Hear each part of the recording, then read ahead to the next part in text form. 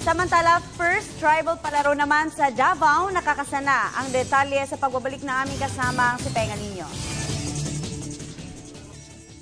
Mga tayo nakahanda na para sa pagpapakitang gilas ng mga katutubo ng Davao City sa gaganaping Tribal Games sa ika-14 ng Agosto, kasabay ng pagdiriwang ng isang linggong Kadayawan Festival na nagsimula ngayong Martes, ika-12 ng Agosto.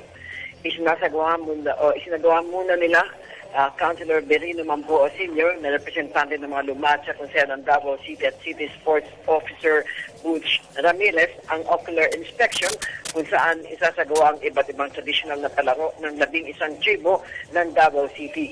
Ayon kay Mambuo na unang paparada ang tribo ng Aka, Plata, Matigsalo, Pubo, Manubo at pagbawa sa pagbubukas ng palaro matapos ang ritual at pagdarasal ng kada tribo at 6 na klaseng laro agad ang kasunod dito. Kabilang sa paligsahan ng pana o bow and arrow, sisibaw o spear throw, kakasing o tapsin, bubuntog o bamboo spear, sulupot o blowgun at bibinayo o rice pounding. At pagkahapon naman ay ang paligsahan sa siklot o wood sticks, aangkaw o wooden stilts, totaringki o fire making, sotakuro o water fetching at dagan o takbo. Makakatanggap naman ng 50,000 piso, 40,000 piso at 30,000 piso ang mga mananalo sa paliksahang ito na pinakaabangan ng mga katutubo, lahat ng Davaoenyo, maging lokal at mga dayuhang turista. Para sa Telebisyon ng Bayan, Penga Niño, Radyo ng Bayan, Davao.